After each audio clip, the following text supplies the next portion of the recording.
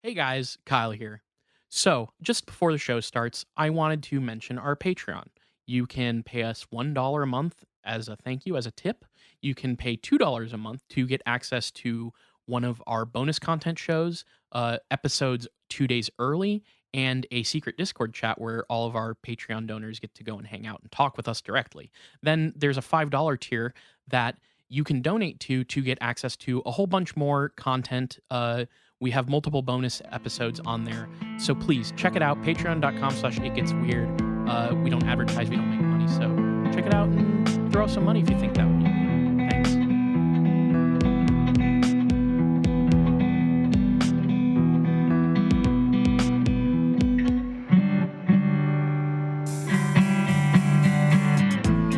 Welcome to It Gets Weird, our comedy show where we explore the unusual, the unbelievable, and the unexplained to try to make your world a little weirder. I'm Niall. And I'm Kyle. And to kick this episode off, I have a dilemma. If you don't mind me, as the kids say, going off for a second. Look, we're here to help. You know, much like every other podcast in the world, we're secretly a self-help advice podcast. True. So let me go ahead and give me your situation. Let's see what we can figure out.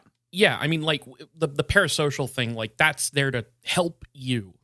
Is the idea? It's sort of we're like, honestly, okay. Before I get into my spiel, I just want to say something that's been on my mind lately. We should be making podcasters licensed therapists. I think that's maybe the route we're going. You know, I turn on something that I really enjoy, and I'm like, oh, it's like I have friends in the room with me. But Kyle, that would undercut one of podcast's biggest sponsors, BetterHelp.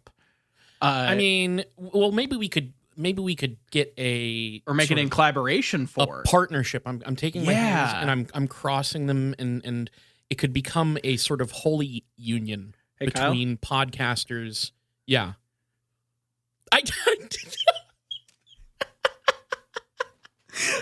There we go. That's a totally a visual only joke. I knew you were gonna do that, and it still got me really good. Niall just like church and steepled me with the or whatever. I don't know what that particular move is called. The hidden weenie under your cupped hands. The wiggling weenie, we call it.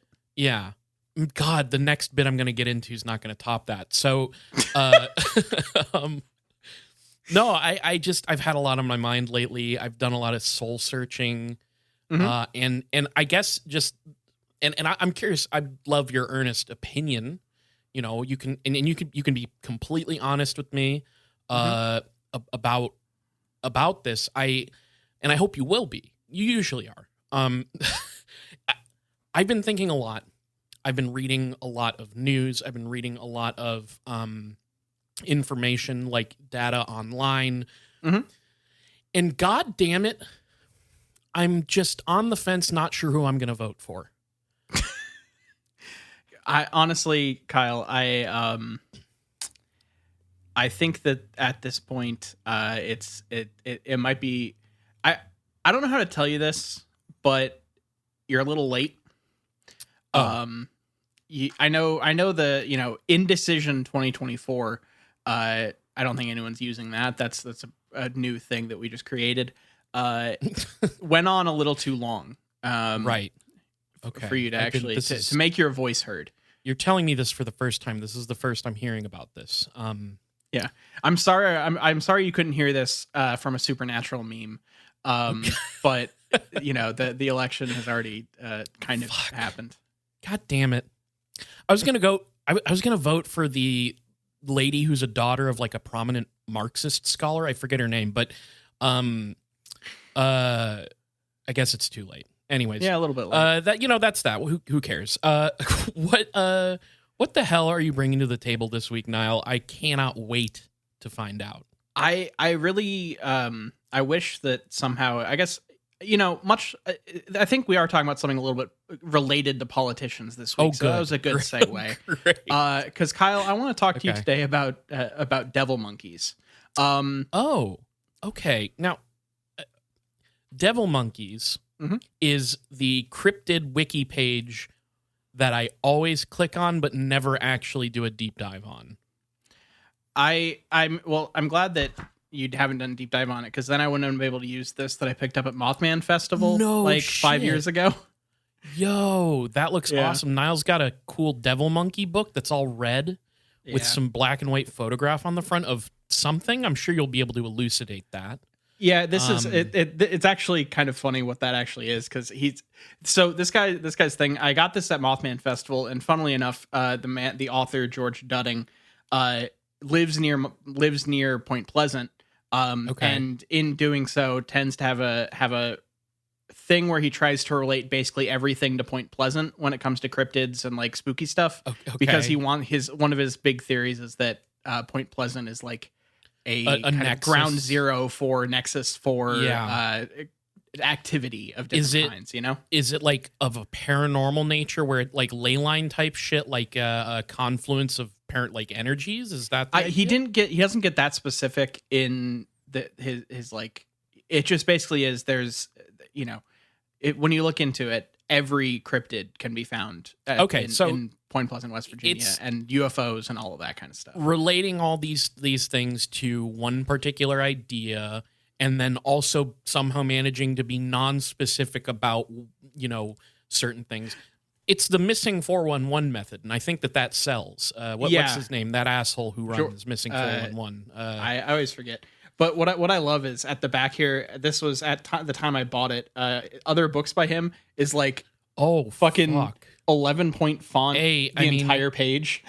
that's a lot of books, but I mean they're on their grind. That's Yeah, honestly, I don't know whether I could say I respect the hustle there, but like I kind of admire it in a weird way. I look. The guy was tabling. I think the author he signed them because. Oh, he's- you have a signed copy. Yeah, That's awesome. he was tabling at the Mothman Festival, and I That's bought a couple oh, different. This was. I went to the Mothman Festival like maybe year 2 of this podcast, so I didn't know jack shit, and I just bought books at random from this guy because he seemed interesting. sure. Along with like other stuff that I picked up there, but yeah. So I've had this sitting on my shelf, and I figured it was finally time to try to dig into the phenomenon known as the devil monkey, which for anyone who doesn't know, the basic gist of a devil monkey is effectively what it sounds like. It is a cryptid that is primate like, usually typically between 3 to 5 feet tall. However, certain instances will say up to 8 feet. And they are kind of a mix of a kangaroo and an ape. Interesting. Now, I gotta say, like 3 feet to me, like okay, when I think of monkey, Mhm. and I do often. Oh yeah, monkey. Monkey is actually pretty heavily referenced in the group chat. So It's true. It's true. Well, with Garrett, it's specifically chimps. It is, but- which are a type of monkey in a way. It's in a stupid. in a way, for just like taxonomy. Yeah. So Yeah. in my mind, when I hear monkey, I picture like, you remember the Disney movie Aladdin? Yes, I am. Do you I am recall aware. that the little monkey that Aladdin has in that movie? Like I picture something that's like maybe 2-3 feet tall. Uh-huh. So the idea, like obviously, like when you get into like orangutans, gorillas, there's like chimps even. It's I wish Garrett was Give here me a for couple this. more. Yeah. That's a bigger creature, but when I hear the word monkey, I picture like a cute little guy. I do really love monkeys. They're cute, and Yeah. but like something about a 5-foot tall monkey. That something about that feels wrong to me. I know it's like technically not wrong in reality. You know what I'm saying? But like something wrong about that. Yeah, I like, especially when you get into the cases where you get up to 8 feet tall. Oh, I don't need an okay. 8-foot tall thing with a baboon like muscle and No. very thick hindquarters. Sure. Because like it has like you can basically look at this thing as like almost like a kangaroo bottom, and then it turns into an ape towards the top, like with a baboon snout and stuff. In it varies, but that's the gist. And so like That being that tall would honestly terrify me. Fuck me up. Is a kangaroo bottom like a bottom who wears boxing gloves to bed? Is that Yeah, yeah, yeah. It's or maybe where it's like a fanny pack. Is always prepared. Yeah, exactly. It's, Oh, man. they pat the fanny pack occasionally, and they're like, "That's where I keep my joeys." Oh Jesus. So yeah, this thing is. Where do I even begin? I don't know, Niall. It's your episode. I know it's not really a question I should ask you. I'm just like, okay. Let's go start with the actual description here that I have. Cryptozoologist George M. Eberhardt, in his Mysterious Creatures: A Guide to Cryptozoology, Volume 1, describes the creature as standing between 3 and 8 feet in height, covered with light brown to black hair. It has pointed ears and sports a baboon-like muzzle. Other cases will make it more bushy and black, and like basically descriptions vary across the years. But it also is usually leaves 3-toed tracks. And in certain instances, it has like claws on those toes. But that's in very scattered things. Most of the time, it's softer, padded feet kind of thing. Now, it has been Could the devil monkey be taping its toes together to get to the 3-toed print? Now that's a theory that I haven't come across. Okay, so you think that it's engaging in some like toe binding kind of situations here? Yeah, like maybe a little prank of sorts where they're like, this will really fucking confuse the shit out of people. Or maybe it's wearing like toe separator socks. The ones that have like the things that go between it, but it's like just in certain places. The idea of this thing basically wearing like doing the thing where it wears socks but then tries to put flip-flops over them, so it's like separating the toes, is just really funny to me at this point. This thing's a fucking shoebie. So it supposedly is somewhat dangerous. It is attacked. There's multiple instances where it attacks livestock, people, cars. It in one story, it even like tears the roof off a car. The thing that that stuck out to me in reading a bunch of devil monkey stuff is a lot of certain cryptozoologists and like a lot of the people that talk about this thing will be like, this is definitely a different creature than Bigfoot or than even the chupacabra or whatever else. Like, this is its own distinct taxonomy, its own distinct like thing. But then when you start reading the stories, it varies so fucking much between like 3 foot and 8 foot, between light haired, between black haired, between tail, between no tail. Like, it is, despite the fact that people are very certain that the devil monkey is a specific thing, the specific thing is very open to interpretation. Well, I mean, because like sexual difference couldn't account for that. What dimorphism or whatever it's called. Yeah. That couldn't account for that many accounts of it. But like, I don't know. There's a lot of different types of monkeys out there. It's true. So, like, it could be a subclass that has stuff underneath it. Well, and this is why you would want to reach for the paranormal explanation, because it could be like, well, maybe a devil monkey is just any kind of monkey that's been cursed by a devil or something like that. Yeah, I unfortunately haven't. I wish I had found that as an explanation. There are a lot of this is a big one for people trying to graft a cryptid onto various old mythological or kind of whatever the other word for that is, like legendary creatures, basically, like around the world. Any place that has kind of a jumping, snarling beast of old, people have tried to like tie the devil monkey to that thing. Okay.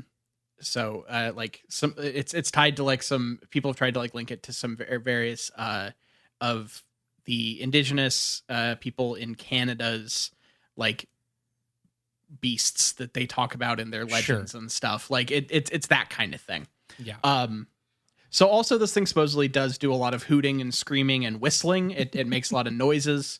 Although, like, yet again, It's not always the same noises, you know? So that's the basic gist of what this thing looks like. It has spent time basically traversing the country. The earliest report that typically gets talked about in relation to the devil monkey goes all the way back to 1934 and starts in Tennessee. But after that, it is seen as far afield as Canada. It goes to the like southwest to New Mexico. It hits up like Utah. Like this thing has traversed the entire continental United States and even up into Canada.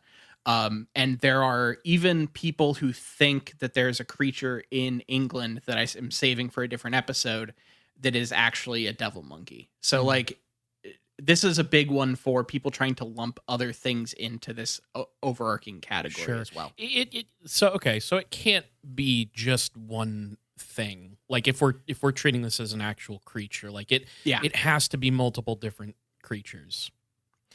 Yeah, especially when you start to like try to broaden it into some of the other stuff that people will link to it, which you can find people trying to link sightings back to like the 1600s to this thing. That are like, you know, people that were like traversing America writing about coming across this weird beast, and they're like, oh, that has to be a devil monkey because of this and this. A lot of those aren't like, a lot of those are reaching pretty heavily. So I stuck to the ones that seem to actually be part of the lore. Which the lore, even they say it goes back to the 1920s. If anyone can find a fucking actual devil monkey sighting from the 1920s, feel free to send that to me. I found multiple sites dating devil monkey as a concept back to the 1920s, but I could only find a sighting from 1934. Nothing in the book, huh? No, like there's stuff in the book from like before 1920. He tries to link it to like mythological creatures of like indigenous people in Canada and stuff.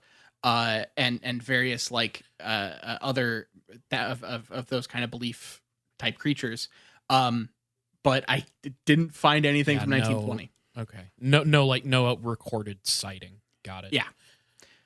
So why I kind of even caveat the 1934 sighting is it took place in South Pittsburgh, Tennessee. It supposedly caused enough of a stir that it was written up in some national bigger newspapers such as the New York Times. But I give it the caveat because back then it was just this specific sighting was of a quote killer kangaroo. It was a weird kangaroo. It wasn't called anything like a devil monkey or even anything monkey-like. It was a strange kangaroo, effectively, that was able to leap some 20 feet at terrifying speeds and shit. So here's the actual what that sighting is. It was in mid-January of 1934. A large kangaroo started to harass some farmers in Tennessee.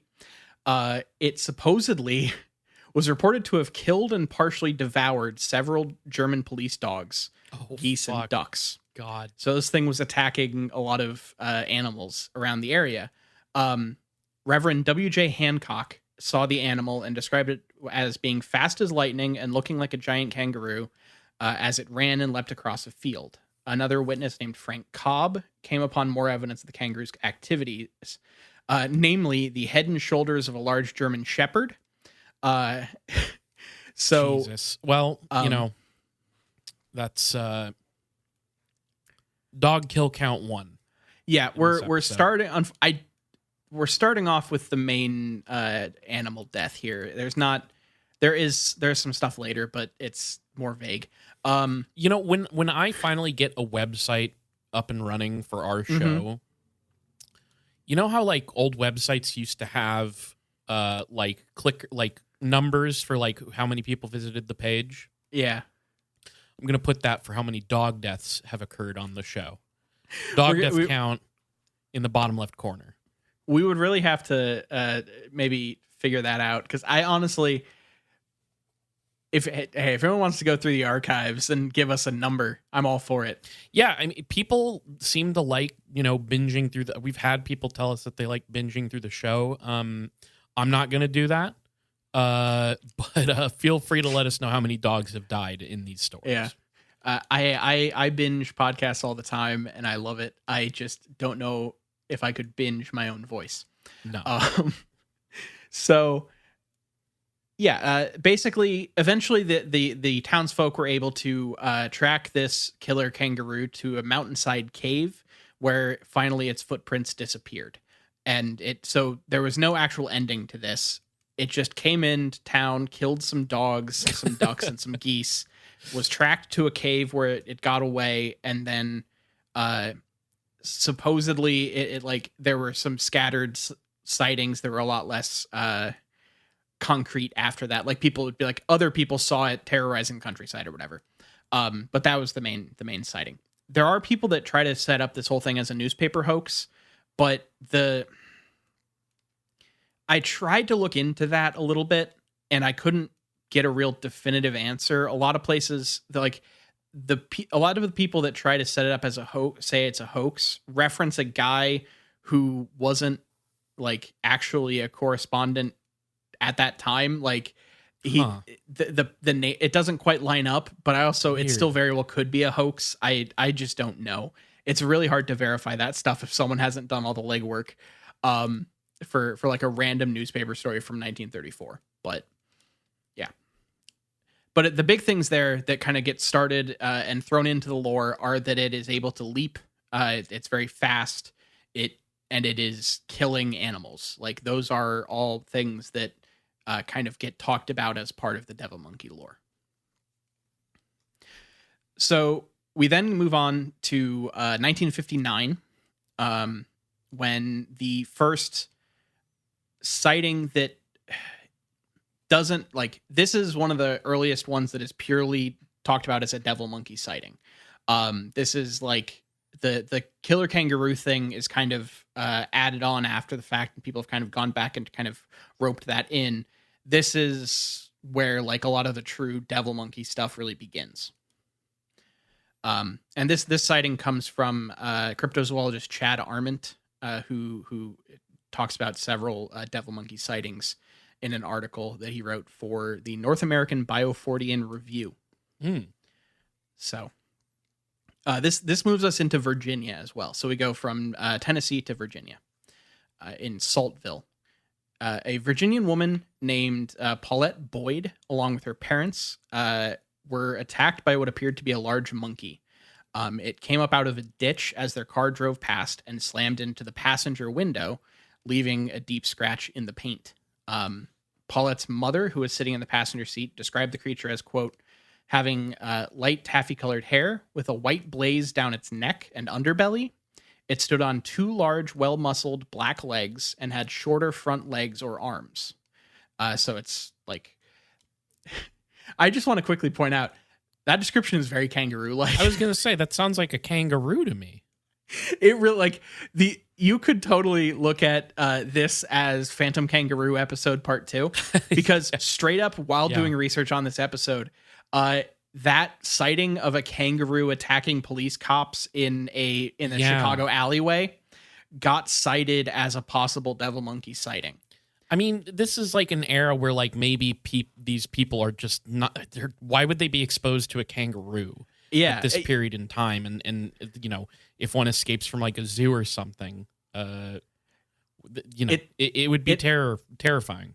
Well, it's the perfect confluence of you know, people not traveling enough to see quote unquote exotic creatures, but also rich people probably being able to travel easily enough that they could import exotic animals. Yeah. So you get a lot of like, you get a lot of those kinds of things happening with like, when we were looking at the Phantom Kangaroo episode, I remember like so many of them coming down to some rich person or some like poorly maintained circus had a creature that got out and ended up somewhere it normally wouldn't be.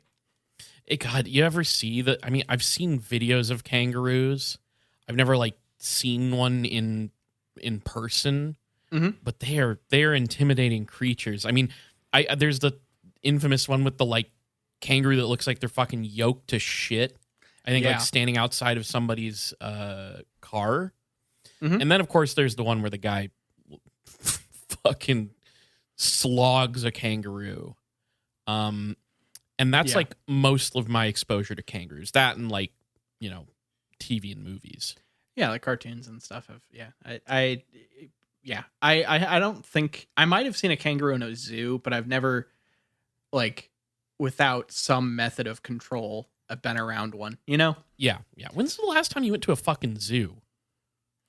Uh, I can't zoo, remember. it's been a minute. I went to an You aquarium. went to the aquarium, recently. yeah. Which is, to me, the preferred experience. I would much rather go to an aquarium than a zoo. I think I kind of agree. I do like. It's been a long time since I've been to a zoo, so I'd have to, but something about just the big tanks and the water and like the stillness of everything. It's very like nice. Really, yeah, and like I feel like, I mean, maybe somebody who actually like works at a zoo or an aquarium will like tell me why I'm wrong here, if we have anybody listening to it. But like I always felt like zoos felt sadder to me, whereas like aquariums, like you just have to ensure that they have a big enough space in their tanks, like it. And like a lot of those, I don't know. I will say, if I go to a zoo, and this is probably some people would think I'm insane for this, but like I didn't like going to see too many of the animals. Some of them it was very cool, but like it's like, I don't know. I wanted to see the reptile house. That's what I wanted to see. That was the cool shit to me. I remember the Indianapolis Zoo had like the reptile enclosure building. I love that place. Like you would just see them all just like hanging out on this big open area and would have like plaques that were generally in the area that you might see it, but it was just like a lot of places have that for like Amazonian type, trees and everything. Yeah. That's much more common, but this was like a desert kind of built-in room that you get to just walk through, which is pretty cool. Fuck, I like that thing. I want to go to an aquarium. You know what we should do is next time I'm out in Baltimore, which, sorry, I don't know if that was a dox, but no, I think that's been said. Let's just go to an aquarium. We'll get the portable mics and we'll just sit down next to like a jellyfish tank and talk about UFOs. Okay. Live recording at the aquarium. There is a jellyfish room at that aquarium. Perfect. That's kind of off in the corner. But it's next to the food court. So we'll see. We'll figure it out. That's a little problematic. Maybe we could, get the aquarium to like give us some space. Yeah. There is a new outdoor thing there that's cool. That is like they made like a river enclosure thing. So there's just like turtles and birds and stuff, just like outdoors. I love turtles. Yeah. God damn it. That's not a reference to the YouTube video. I just genuinely love turtles. Yeah. So back to Paulette and her mom getting attacked by what is definitely a devil monkey and not a kangaroo. So yeah, it crashed into the passenger window, and then the monkey seemed to take some damage and kind of hung out, kind of kept pace with the car, but was kind of moving a little weird. But it continued to try to chase after the car. And as they sped up and got further and further away from the car, they finally tried to figure out what to do. And Paulette's father pulled out a revolver. And was trying to like convince his family to let him like go back and try to shoot it. Oh my God. But his wife was supposedly not too into that idea and said we should just leave, basically. That's insane. Okay, like I get like a hunter or whatever, or somebody, if you encounter a big scary creature, like I kind of understand the impulse to defend yourself with a gun. But to like turn around, we're killing that motherfucker. That's insane. That's like a psycho move. This thing attacked my car, quote unquote, scare quotes attacked. I must now hunt it down and kill it. That's insane. Yeah. What a visceral idea, just icing a kangaroo with a revolver. Oh, Jesus. So, Paulette said that several days after the incident, there was another sighting in the area when two nurses who were driving home from work in the Saltville area early in the morning were attacked by an unknown creature who actually ripped the convertible top from the car before they escaped. So literally, this is the one I was talking about where it rips the top off of a convertible. Oh, fuck. Luckily, the women were able to make their escape. But yeah, I was trying to imagine a monkey ripping the top of a convertible off, Mm-hmm. but like, I don't know. I guess I could see a kangaroo doing that. Yeah, like it's this thing feels much more like a cryptid when you call it a monkey, which is what a lot of the places will do. Yeah. But when you substitute the word monkey for kangaroo, a lot of this stuff feels very different. Yeah. That seems feasible to me. Yeah. So there was a search party that was formed to try to track down the creature, but dogs supposedly, I don't know what this means exactly, but dogs that were brought in to track the creature refused to follow the trail, which has never been explained. Okay, so maybe, I mean, the sort of thing that illustrates to me is that the dogs sense the danger. That is the kind of the foreboding read of it. They read about the 1934 case and were like, fuck that. This thing took out German shepherds? Fuck no. The fucking viscerality of the detail of a guy finding just the head and shoulders of a German shepherd is like awful. Wild. Awful. So yeah, there are years later, Paulette's brother showed, this is just like a weird anecdote that isn't in all the accounts, but I thought was interesting. Years later, Paulette's brother showed their mother, the one that, saw it most up close and personal, a magazine illustration of a prehistoric lemur-like primate whose fossilized remains had been unearthed somewhere in the United States. The mother remarked that the creature that she had seen in 1959 closely resembled the image of that prehistoric lemur-like primate. So I need to look up what exactly that is because I'm curious what this thing looks like. But supposedly, Paulette's mother, she thinks maybe it's related to this prehistoric primate that lived in the United States. Interesting. Forever ago. Perhaps a Lemurian who who escaped the hidden city. Has any conspiracy theory person tried to connect Lemuria with lemurs? Well, that has to have happened. Didn't we talk about that on an episode? Did we? I don't know if maybe we didn't. I know that like I sort of recall the thumbnail for our episode on Lemuria being a lemur like riding horseback wearing like a Napoleon's outfit. Oh yeah. But okay. Maybe what I'm thinking, because I actually am pretty sure I've seen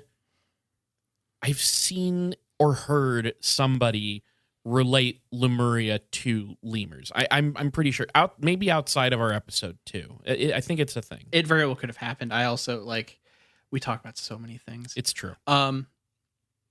Yeah.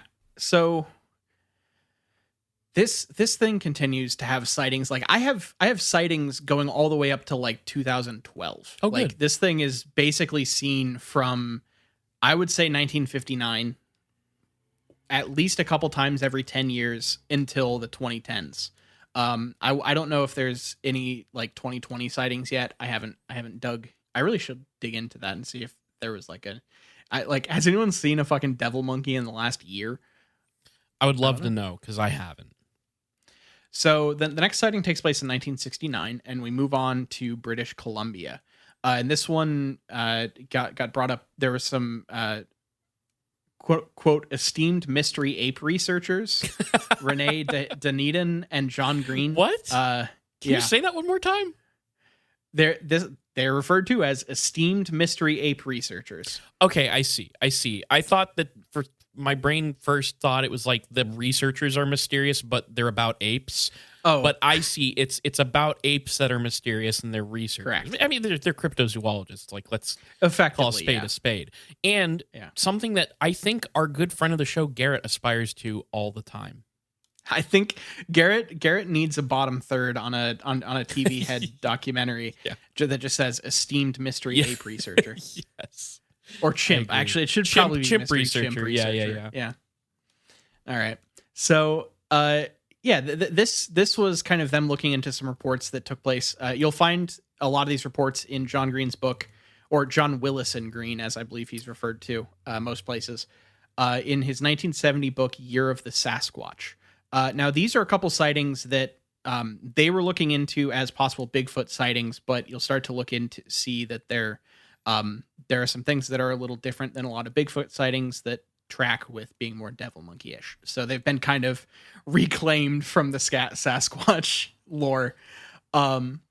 So Green describes the experience of a man named Gordon Ferrier, who claimed to see a monkey-like creature near his home on the Momquam River, which is near the Squamish River, which is close to Squamish, British Columbia.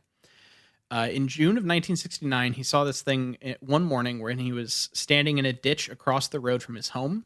It was on two legs, covered in fur, and appeared to have a bushy tail, which becomes a pretty common thing for a lot of these sightings, for the thing to have a full-on, like, bushy tail, as opposed to those early sightings that had no tail, basically. It had the tail. He also later discovered strange three-toed tracks in the ditch where the creature seemed to have stood. They measured 15 inches in length and a hand span in breadth, so the width of your hand, and 15 inches long. And he finished his report by saying that, quote, dogs in the area acted very upset on many occasions surrounding this encounter. And there was another sighting that gets referred to in the same places from an article in the June 11, 1969 issue of the Squamish Times that identified Ferrier as a person who lived with a guy named Paul Grattan and his wife Norma, who lived up near Momquam Bridge, which is nearby. And supposedly these people saw the creature 3 weeks earlier in mid-May of 1969 when it ripped open a window in Grattan's home. So supposedly it just like tore a window open. Ferrier came in to investigate the commotion and saw the mysterious creature disappearing into the brush near back behind the house. He said it was approximately 5'8" in height. I don't know if he had like one of those strips on the door or something. Oh, yeah. Like 5'8" was weirdly specific, but he says it also had a long tail and was covered in reddish fur. Supposedly Mrs. Grattan and her children the next day, who were staying home at the home of their neighbor Trudy Goleman, because they were worried about this thing coming back.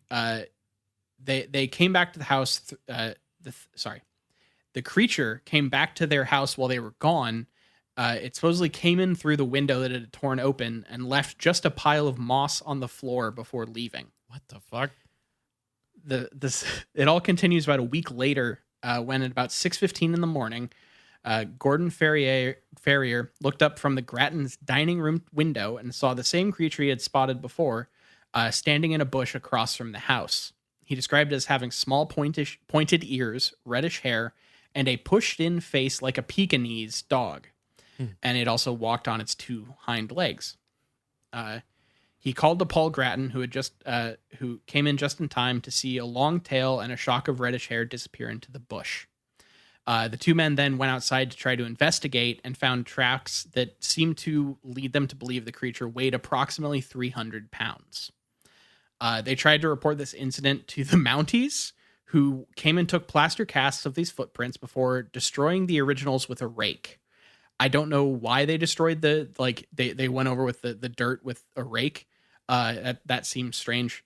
Green even goes on to indicate that the plasters the police made were later destroyed, which is why you were not able to find them. The Mounties gave these people some interesting advice, though. They said to hang a bag containing bread and honey from a tree outside the home in order to determine whether the creature was a bear. The bag remained untouched, leading both these families to take the fact that this thing was probably not a bear because it wasn't lured in by the very sneaky bear trap. And eventually this kind of falls apart because the police start to be, quote, very uncooperative, and the people involved here claim they treated their case with, quote, bemused tolerance bordering on open amusement. So basically they were getting laughed at by the cops. Well, two things. One, I knew John Green wrote A Fault in Our Stars. I didn't know he branched out into cryptozoology. So I might have to check that out. That's interesting. Yeah. For fans of looking for Alaska, is that the other one? Yeah, cryptids all the way down. Yeah. Other thing, there's something weird to me about specifically moss being left in the house. Yeah. Because I don't know, a pile of moss. I don't know. Maybe I'm picturing the wrong thing, but a pile of moss almost feels like intentionality to me, right? Like Yeah. it feels like specifically went out of the way to pick up moss and then move it into this house. I don't know. It's weird, and it also just like watching them, I guess, is what you were sort of saying. Like maybe this was a guy. It has more intelligence in this one, seemingly, than some of the other cases where it's more animalistic. And this is also the case where it's in Canada. So maybe it just like north of the border, these things are more intelligent and or maybe just guys. So we continue with more things. Lauren Coleman actually makes an appearance starting in 1973, where he investigated some reports of 3 black bushy-tailed, quote, giant monkeys that were said to have slaughtered livestock in Albany, Kentucky. He actually mentions this event in an interview with Animal Planet. So this is a quote from Lauren Coleman talking to Animal Planet about these cases. I investigated that case in depth. I interviewed the people who were very sincere. In the whole context of Devil Monkey reports, it seemed extremely sincere. You have these reports of hairy, monkey-like creatures with tails, very different from Bigfoot. I think it's funny that the things he tells Animal Planet are, yeah, the people seemed like they weren't lying to me, and also definitely not Bigfoot. Yeah, I mean, Lauren Coleman pops up a lot. I don't know too much about the man himself, but he strikes me, from what I recall, as the type of cryptozoologist who tries to like have the like scientific perspective with cryptozoology. So, you know, it's important to differentiate between Bigfoot, because with the devil monkey, it is veering into Bigfoot territory. Like it starts to, like, Bigfoot kind of feels like an ape man in a way. So yeah, but I can see the difference pretty easily here. Yeah. So I think that Lauren Coleman is an interesting resource. The thing I can say about him is that, like,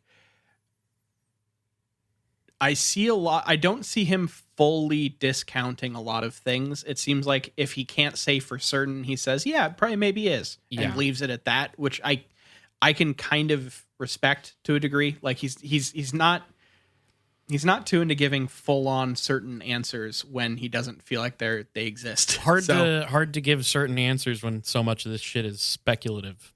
Yeah. But he did detail several devil monkey sightings in his 1983 book Mysterious America. Nice. He found one actually from a 1946 issue of the magazine Hoosier Folklore. Oh, that took place in the summer of 1941, just across the border in Mount Vernon, Illinois. Oh, wait, Hoosier. I guess Hoosier isn't specifically Indiana, right? Like, is Hoosier? I mean, it is. But it is, but now it is Hoosier Folklore. I wouldn't be surprised if they covered stuff in the surrounding states. Yeah, okay. Like, that makes sense. Because if you're trying to put out a periodical about this kind of stuff, it helps to maybe have a loose definition of boundaries to have more sources to pull from. A Hoosier sounds like it would be the name for a type of cryptid. And it kind of does, yeah. Or a what do they call them? Fearsome critter. A fearsome critter, yeah.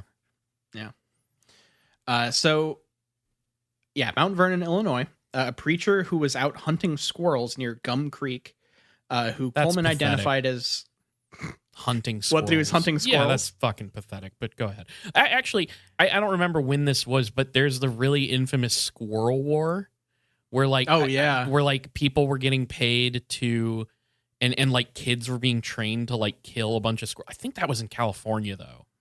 Yeah. Invasive species or something like that, and that was just actually overrunning this town, and they had to just fucking mass kill squirrels. Anyways, sorry. Go ahead. Yeah, that's so. This guy's name is Reverend Marsh Harpole, and he was, quote, approached by a large animal that looked something like a baboon. which leapt out of a tree and began to come towards him. The Reverend struck the creature with the barrel of his gun and fired several shots into the air, trying to frighten it away. And it did Not run even away trying to after that. shoot it. I respect that. Yeah, he hit it with the barrel of the gun to get it away, to get it to back off, and then fired some shots in the air to get rid of it, which is like, I can respect that. Sometime after this creature's encounter, various local farmers started to report hearing these blood-curdling shrieks at night, which seemed to come from these wooded bottomlands along the creeks of this river, along the banks of this river. Hunters started to see these strange tracks during their journeys out into the woods, and the dog of one farmer from Bonnie, Illinois, was killed by some mysterious predator. So dog death times 2. Oh God. This led to the people in the area thinking a panther was on the prowl, and they got a gang of people to try to go take care of this creature. However, they were unsuccessful. But one night, a driver claimed to have seen this creature coming across the road along the Big Muddy River, which is approximately 50 miles from the initial sighting. He didn't provide a super detailed description of the animal, but he was very certain that it wasn't a panther. There were some more various other sightings along this area in the time around this, but it ended up leading a lot of people to suspect that this was an escaped kangaroo from a nearby zoo. But no one actually ever hunted successfully or killed or saw this animal for real that you can verify. So no one's actually sure, but that's the guess. So we then go up into 1994, where it goes back to Ohio.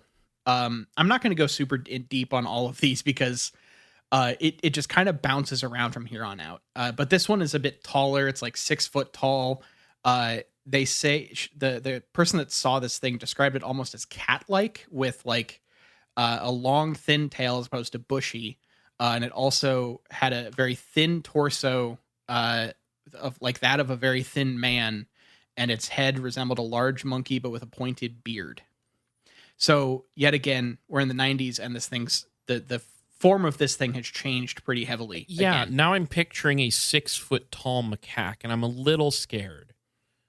Yeah, this one almost feels more Dogman-esque, you know? Yeah.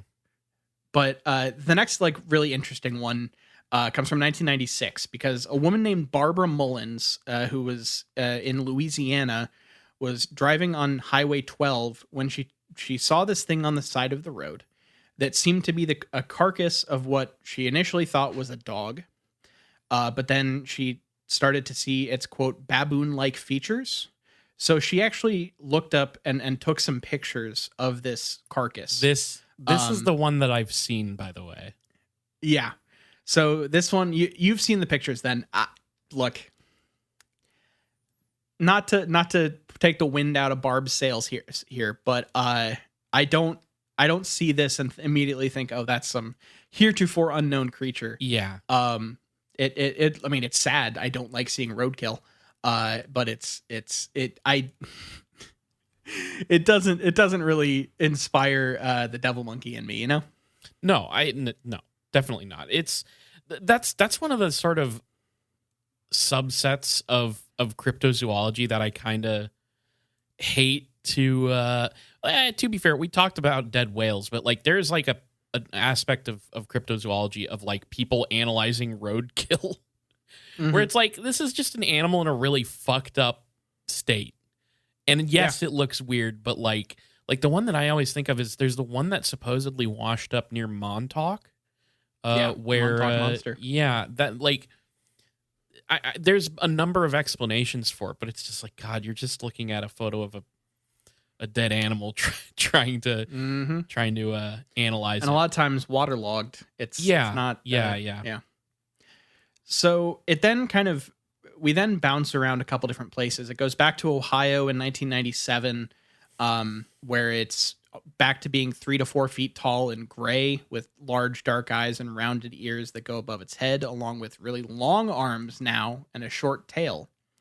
And it makes a gurgling sound instead of shrieking. Ooh, what? So yet again, it completely changes. And then in the year 2000, we see another sighting from Ohio that this time it's all black with very short, sleek fur, pointed ears, and a long, thin tail. Described as being, quote, cat-like, but not like any cat they'd ever seen. And it was approximately 6 feet tall standing. Yeah, like we're back to that kind of thing. Yes, the sleek design of the devil monkey, I think, is sort of the result of aesthetic trends up in the run up to the millennium. Remember when Goosebumps rebranded to be Goosebumps 2000? I don't. Okay, that's just a me thing, I guess. But I believe you.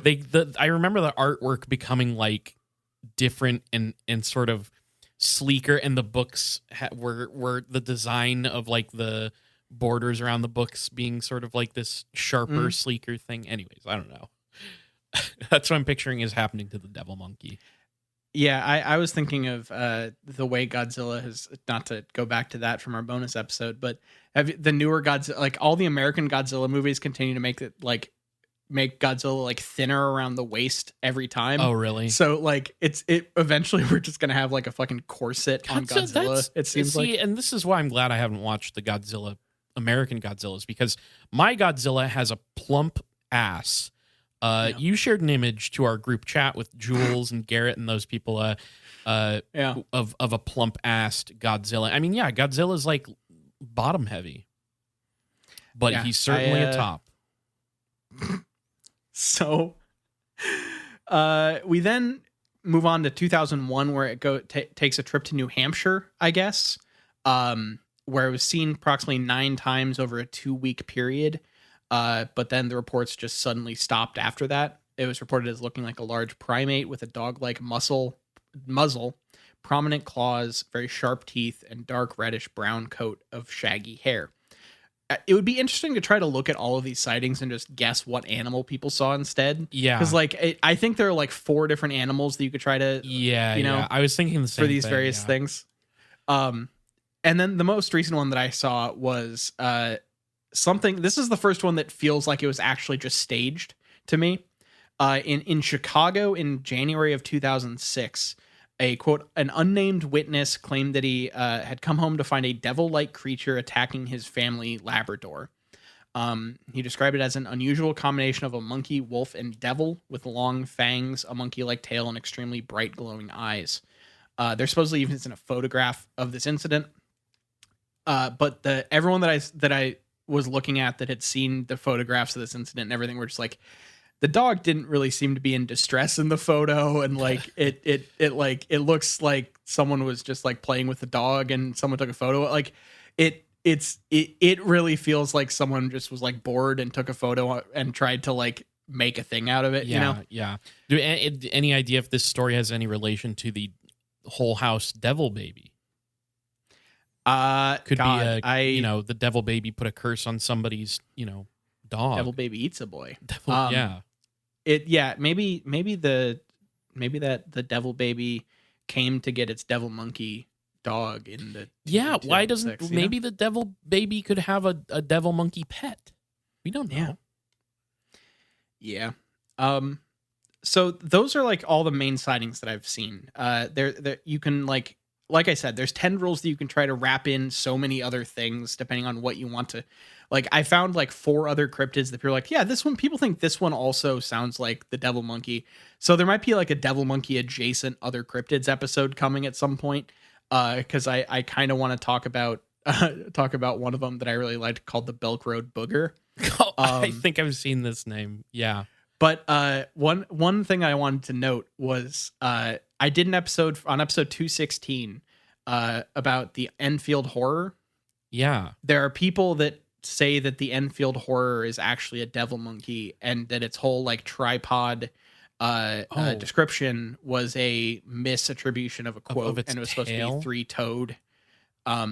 Three-toed, not three-legged. Oh, I see. Effectively. I'm trying to remember the Enfield horror. It's the one that had like lamps coming out of its eyes. It was like really bright, and it like landed across from a hotel in the middle of town and like shone the lights. Yeah, okay. It's. I was not expecting the Enfield horror to be one of the things that got brought up. Because like I remember that thing being like metallic and flying. Yeah, and shit. It sounds like way more alien And Yeah. I don't mean alien as in like extraterrestrial. I mean alien as in like biologically speaking. But it like Enfield horror, there are multiple places that will try to tell you it's a devil monkey, Huh. and so that's like that is a theory. It feels like a reach to me. A little bit to me too. But so if the Enfield horror isn't actually a devil monkey, let's talk about what the devil monkeys actually are. Yeah. So a lot of people, there are people out there that will just say you were seeing some other type of animal. Someone has a whole theory about how a lot of these things can be shown as a lot of the smaller ones can be shown to be coyotes by like some of the behavior and everything. Or other people, the larger ones are kangaroos. Like coyotes and kangaroos are the main like animals that people will be like, that's what you saw. But those are all that's too reasonable. So let's talk about some other ideas here. There's also like the escaped zoo connection, that whole thing. Yeah. But the late cryptozoologist Mark A. Hall drew a connection between the devil monkey and the Nalusa phalia. He's dead. Or Please, you shouldn't call the dead a-holes. God damn it. So this is the long black being is what it translates to. It's a shadowy monster of the Choctaw Indian legend. This is one of the things I was talking about earlier. Some people think that it's the surviving specimen of the Theropithecus oswaldi, which is a 250-pound East African baboon believed by most primatologists to have gone extinct during the Pleistocene epoch. Yeah. Wouldn't be a cryptid episode if it weren't resurrected extinct animals. Yeah. There's also people, this is the thing that I found interesting. Have you ever heard of the concept of true giants? I don't think so. I think it's a Mark A. Hall thing. It's one of the cryptozoologists I've talked about in this episode has a theory about a kind of overarching categorization for Bigfoot and various other cryptids as being, quote, true giants as part of like the branching overarching kind of genus or whatever you want to call it. And he wrote about all different types of primates and stuff and wrote about devil monkeys and kind of lumped them into those classifications and categorizations. So if you're looking for the cryptozoological answer, that's one of the things that people will look into. So, that's basically the main rundown of the devil monkey. I always want to find the most ridiculous accounts. Like I was hoping that someone fought this thing, but the closest you get is someone hitting it with the butt of or gun. wanting to execute it with a revolver. Yeah.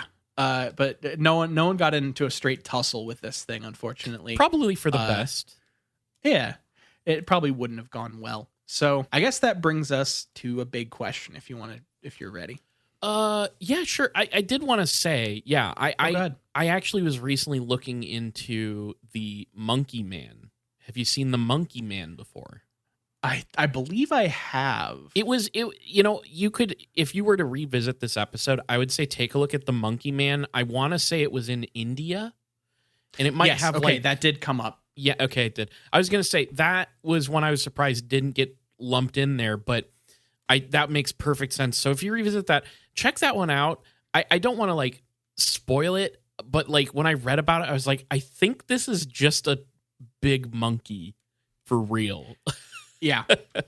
I think that one might be in this book. Oh, good. Well, it sounds like there's a rich vein coming from this book. We should revisit this in the future. Yeah, there'll be you might be a devil monkey if episode of related cryptids. Perfect. Perfect. Yeah, I like that. So, yeah, I was not expecting there to be this much. Like there are sightings that I didn't include. There are like devil monkeys are just a rich vein. I think it's fun. Yeah. But yeah, hit me with that big question. I'm ready. Okay, so I feel that the devil monkey is a name that gives off quite a different vibe than the creature we actually got to talk about in this episode. So if you were to redesign the devil monkey from the ground up, what would your devil monkey look like? Oh shit. Okay. I mean, look, devil in the name. I want there to be horns. Mm-hmm. I want this creature to have horns. I feel like devil, if you're using that to describe like an actual creature on planet Earth, that thing better be red in some way, or it better have fucking horns. My devil monkey is like basically a giant, like a really big capuchin with horns and maybe like a deep blood red fur. I like. Okay. I don't think you would change. Okay. All right. Check this out. Capuchin monkey, but like 8 feet tall, horns like goat's horns, maybe. Eyes that glow red at night, and deep red fur. That's what I want out of a devil monkey. I think I hear like I get the idea of attaching the word devil to these sightings of like a mysterious and potentially violent creature based on some of the sightings. Yeah, but I want built for dog killing. It seems. Yeah. I want you to go whole hog. Let's give me a devil monster monkey creature. That's what I want, and I want it to be. I want it to have a paranormal angle to it, where like it maybe kind of gives off the sense that maybe it has some level of intelligence, but you can't quite tell. Okay. And that would be I like my cryptid spooky. So yeah, that would be my personal devil monkey. Okay. So I'm mine. Look, we're all playing in the same space here, but I think there's going to be some stuff here. I want to start with I want this thing to have big ass like monkey ears. Like I want I in fucking Super Monkey Ball. Yes, yeah. I want like Super Monkey Ball exaggerated big ears. Sure, I like. But that. I want it to all be like fur, like shaggy, furry. I'm kind of taking some impulse here from Krampus, honestly. Like the movie, the Krampus movie, Krampus. Because I want those, like, I think, like, the goat legs, the goat bottom would be a good thing instead of, like, the kangaroo bottom, with, like, a monkey creature with big fucked up ears and goat legs. I like that. Yeah. Imagine, like, the big, like, the upper torso of, like, a gorilla on goat legs, but with, like, big ears, you know? Yeah, I can picture and it. horns. It's like, we're making, like, you did the horns thing, so I think I have to do something a little different there. But, like, I think, like, you know, maybe it'll have like glowing red eyes. I'll take that aspect. We'll do in the glowing eyes. No, the goat hooves is an inspired choice. I do like that. And maybe this thing can be followed by a smell of sulfur. Yeah. That would be good for it. This thing's farting up a storm. Yeah, this thing is just ripping ass at all times. No, I think these are all perfect traits for a devil monkey, and I want a cryptid hoaxer to get on this one stat. I kind of want my version to be like 3 feet tall. Like I kind of want it to be a little guy. Okay. Because I think big and imposing makes sense, like in a lot of ways. But there's something about fast and small. Plus, that, easier to fit them in a ball that you could put on a course. Yeah. True. I'm making goth Super Monkey Ball here. Do they still make Super Monkey Balls? That's a good game. I think series. so. That's a fun game series. I think they're making they made they released some version of Super Monkey Ball. There should be Monkey Ball, but scary and evil is basically our pitch here. I would play that game. Make it dark. Yeah. So I guess that's the fucking that's the devil monkey. Thank you, everybody. Thank you for bringing the devil monkey and setting him in my lap. And letting me observe this ferocious amalgamation of probably 6 or 7 different animals. Yeah. Love it. So I guess that will bring us to some business, right? Yeah. All right. If you want to follow us on social media, we're on Twitter at IGW Podcast. You can follow us on Facebook.com/ItGetsWeirdPodcast.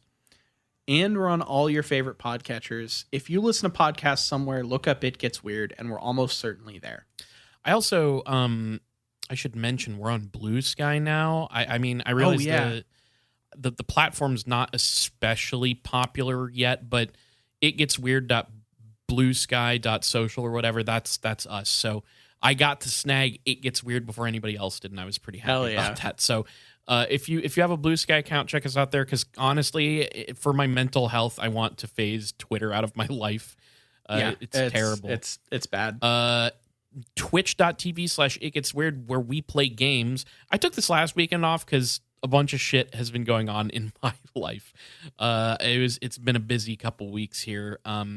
But we'll be back to streaming games again soon. That's the plan. Also, email us at itgetsweirdpodcast@gmail.com.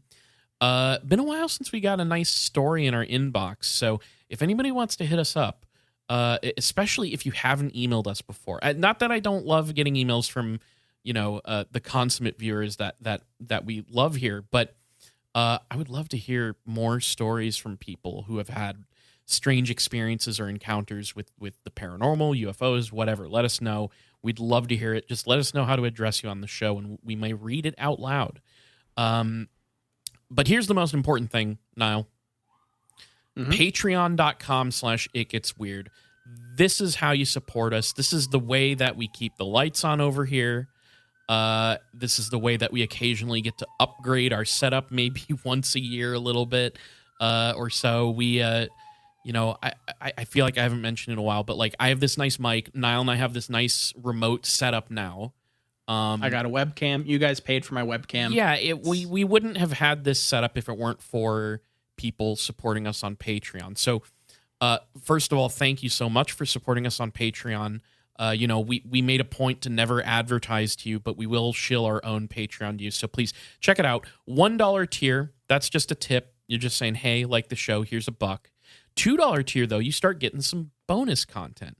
Right now, we are watching Neon Genesis Evangelion on our show, It Gets Weird TV, and discussing it. We discuss weird television there. You get to vote on what shows we watch. We've in the past discussed the X-Files. We even did a season of Supernatural. We've done some good. We did Gravity Falls. I'm trying to remember all the stuff, but there's a lot of stuff there. Big back catalog. Yeah. But if you want the most bang for your buck, we have a $5 tier. So at the $5 tier, you get It Gets Weird TV and its entire back catalog. You also get the back catalog of a bunch of shit that we've done over the years, all kinds of stuff. We're currently doing a show called World of Weird, where Niall and I kind of talk about whatever's on our minds. And that has been a really fun time. So I think people should check that out. You have so much bonus content at the $5 tier, hundreds of bonus, episodes and things. Just tons and tons of content to get through. Whether you donate to the $2 tier or the $5 tier, you get access to the main show 2 days early on Friday instead of Sunday on your own little private Patreon feed. And you get access to the Discord where we're hanging out, chatting with our listeners about all kinds of things, Bigfoot, UFOs, whatever you want to talk about. If you don't get an invite to the Patreon, please let me know either through Patreon or by emailing us or hitting us up somewhere. I will try and get you in. We have issues with Discord connectivity, but let us know. If you can't donate, though, please tell your friends, tell your enemies, tell your congressman all about It Gets Weird podcast. All right. Thank you all for listening. Thank you for continuing to support the show. This has been It Gets Weird, and I've been Niall. And I'm Kyle, signing out. Peace.